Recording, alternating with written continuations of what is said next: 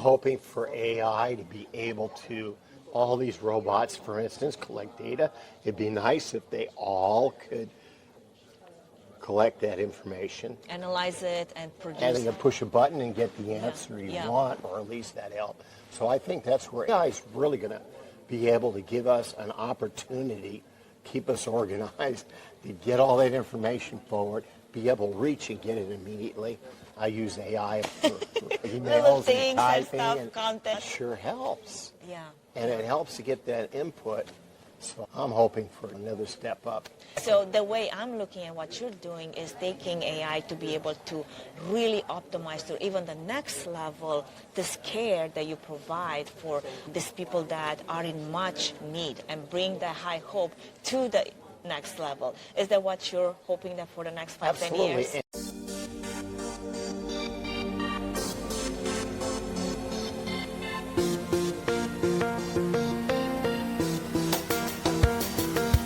Welcome to the Events Demystified Podcast, where we demystify the world of in-person, virtual, and hybrid events, AV production, and AI technology by sharing practical tips, tricks, and strategies to help your events succeed. This podcast is brought to you by Trefan Events, a woman-owned boutique event production agency that caters to event professionals, small business owners, and entrepreneurs. We specialize in AV and AI education, integration, automation, and implementation, all based on our Fit for Events framework, which focuses on futuristic AV production, innovative AI technology, thriving audiences, and empowering behind-the-scenes teams. And I'm your host, Anka Platon Trefan, with over 2 decades of hands-on experience in event production, event management, and now AI technologies and cybersecurity. Hello everyone, and welcome to this special edition of the Events Demystified Podcast, recorded at the AI Wellness Experience in Anaheim, California. Today I am sharing the stage with Mark. Mark, tell us about you. What is your expertise, but then also what is your passion? What brings you here today? My name is Mark Desmond, and what I invented was the High Hopes Head Injury Program. It's a nonprofit charitable rehabilitation program for traumatic brain injuries and strokes. I also work with multiple sclerosis individuals. It's a 50-year-old program. We're nationally recognized for helping people that have been given up on to get their life back after car accidents, motorcycle accidents, police officers shot, all sorts of different things that have occurred to people. So when you started this program, was there one life event or something that really changed the trajectory of the direction where you were going for you to say, I'm going to do this because this is something that I cannot run away from? Was it a calling? Was it something that really got you on this path? Well, I coached swimming for many years. I was teaching high school and swimming, and eventually I worked with Olympic teams and things like that. I had this group of family come in to use the pool.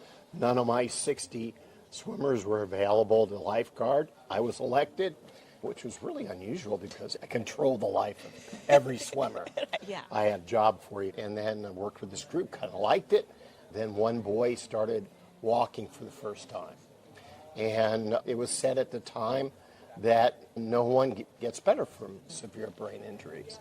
Then the Today Show came out and did a segment. Here I am, just a young guy on national television. Your moment brain to injury. fame. I said, this is pretty cool.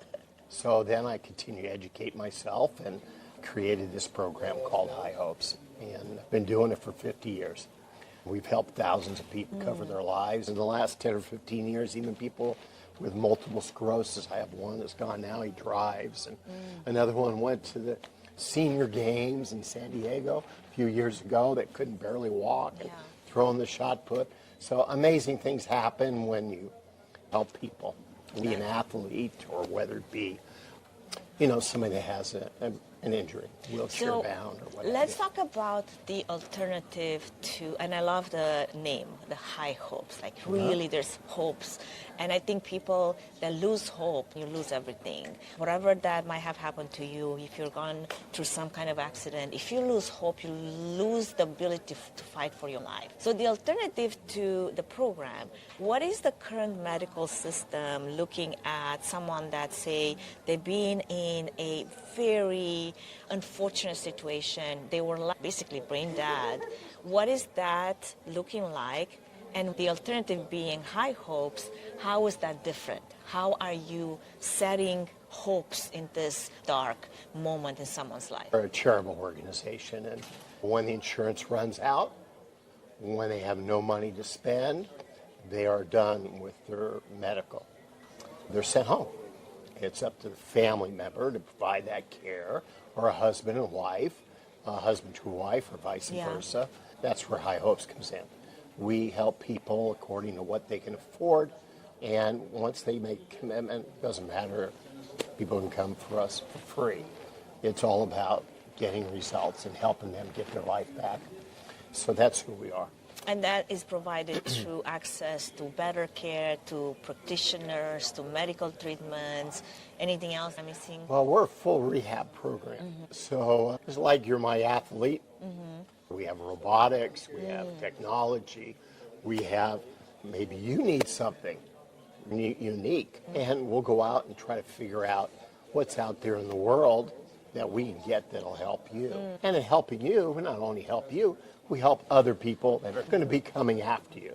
I was hoping at the beginning of this that eventually people wouldn't need a brain injury program, wouldn't need for strokes, and because I just wanted to coach swimming and teach, and so, but this kind of been doing this for 50 years, and I have great staff. Most of my staff's been with me 30 years, and they're all professionals, and we just don't give up on anybody, no matter what happens, as long as they show up. I love it. What is the technology behind it that you mentioned? Can you speak to that a little An bit? example is robotics. When I started, it was just me moving their legs and on my knees.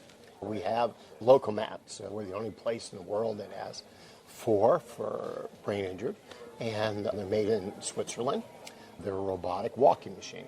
I also have over-the-ground robotics. I have weight training, and we do quadricizers, which is patterning machine. In the 1950s, it was designed that you can do patterning. It took 5 people to move your arms and legs, but after a while they got a little tired and didn't show up anymore. They gave up.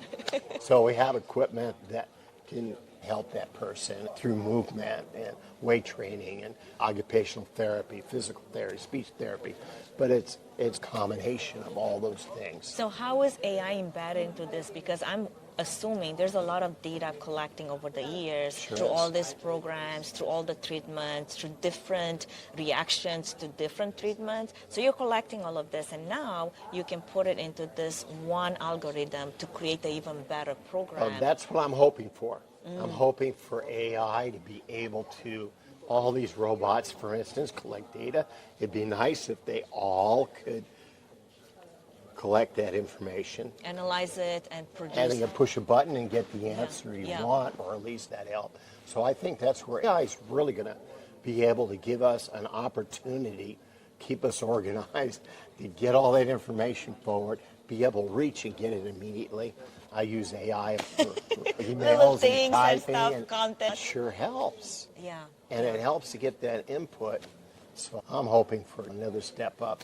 So you come from the medical field, right? I come from the medical field, but also from Athletics. Right. Because here's something I was in my mind just thinking about, like how much, talking about AI, we have so much data spread across so many different systems. You go to one doctor, your MD, and then you go to a specialist, and you go to another specialist. Every record is decentralized and in different places. And they lose it, and then you still send stuff over fax in 2025.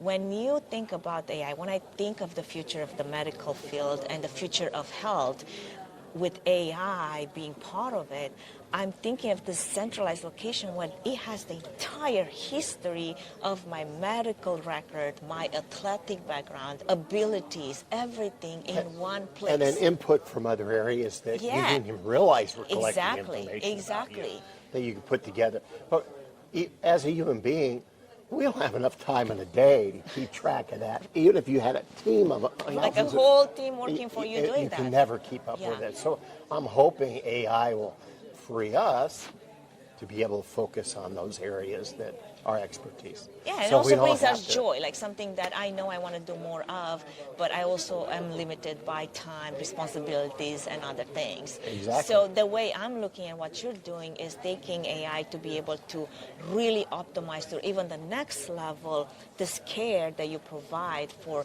these people that are in much need and bring that high hope to the next level. Is that what you're hoping that for the next 5-10 years? Absolutely, and this all takes time. Right.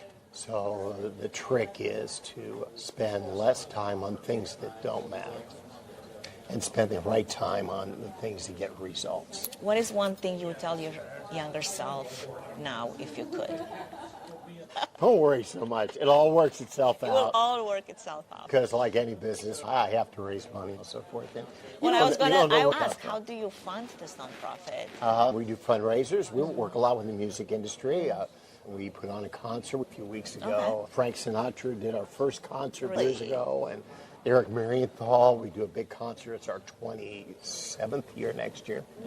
And so we've been involved a lot with the music industry, supported us. Where does that love come from? Because, I mean, it's definitely unique for a nonprofit to work in that industry to fundraise. Yeah. I've worked in the nonprofit sector, Sure. helping fundraisers on the production side put on those events. Right. And many of them, they would go in any different direction but a concert or a fashion show or some kind of a high-level event like that. Yeah, it is. I'm a little bit like Forrest Gump, I think, in many ways. I know a lot of people, and people I've worked with all these years, they wind up supporting the program. It's all about knowing people and that's, Relationships.